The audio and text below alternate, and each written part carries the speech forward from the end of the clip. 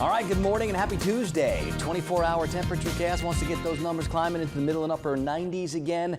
We officially topped out at 98 yesterday, so we didn't make it to 100. We certainly did have those heat index values around 110 in many spots, and I think we're going to have similar heat index values again today because it's going to be really humid today, even if maybe it doesn't get quite as hot or stay quite as hot for so long. The key will always be, can we get some showers to really help out with those temperatures? And I think that we can today. A little better opportunity. Now, we still have the heat advisory. We're still expecting those heat index values up over 108, and that's for almost the entire area. We upgrade that to the extreme heat warning for our far eastern counties, Suwannee and Eccles and Hamilton counties, and more to the east, because we expect those heat index values to get up over 112. So we're talking really dangerous stuff. Showers would be the biggest thing that could help. We're starting our day near 80 degrees. Tallahassee at the airport, 80.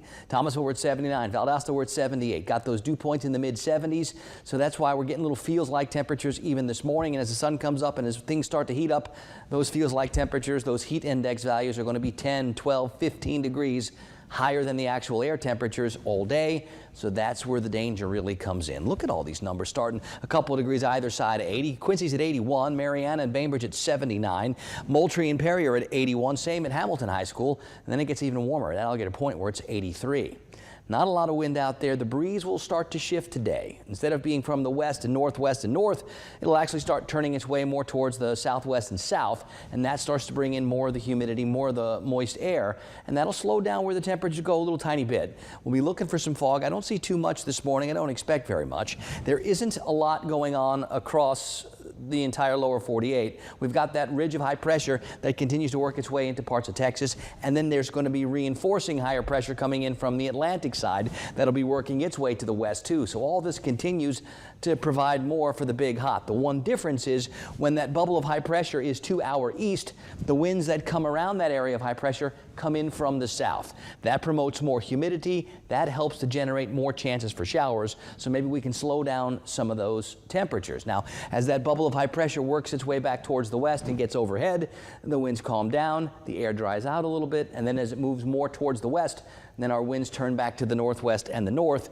That makes it difficult for the sea breeze to fire up the showers. So we get a day or two where the rain chances get back to normal or a little higher, and then we get a couple of days where they drop a little bit, and that's when those temperatures are able to climb a little bit more. So we're still going to be kind of running on this roller coaster for a little bit longer. Watch here on the Futurecast. I do think today we can and should get some showers. It's not an everybody gets wet big time soaker, but there certainly can be some downpours, and there's a much better chance this afternoon to get some of those showers. I think tomorrow and Thursday, those rain chances are still there, but they start to creep down a little tiny bit as that bubble of high pressure moves across the region. And then as we get to the end of the week and the weekend, hopefully we can turn the winds back around again and bring in those better rain chances. So we'll see a little rise in rain chances, then a little drop, and then hopefully another little rise towards the end of the week. All the while, I still think big hot is really what's sticking around.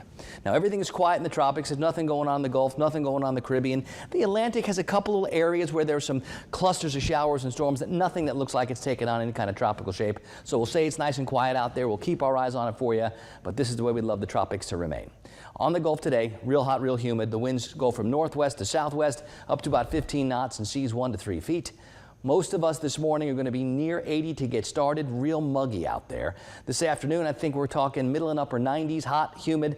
The showers are going to try. If the showers take a little too long, then we spend lots of hours with those heat index values near 110. That's that dangerous level. So be careful if you're going to be outdoors in this kind of heat. The rain chances start to fizzle tonight. The temperatures stay way up in the upper 70s again. And over the next several days, we see that maybe today's our peak chance for showers until we get to the weekend. And that's because of that area of high pressure sliding to the west, helping to diminish some of those rain chances on Wednesday, Thursday. The air itself doesn't look as hot later this week as it did earlier this week, but we're still talking 95 and up and for lots of hours. So really hot, really humid, really uncomfortable. That's not going to change. We'd love to get some more widespread showers in the mix. We've got a chance for at least some today.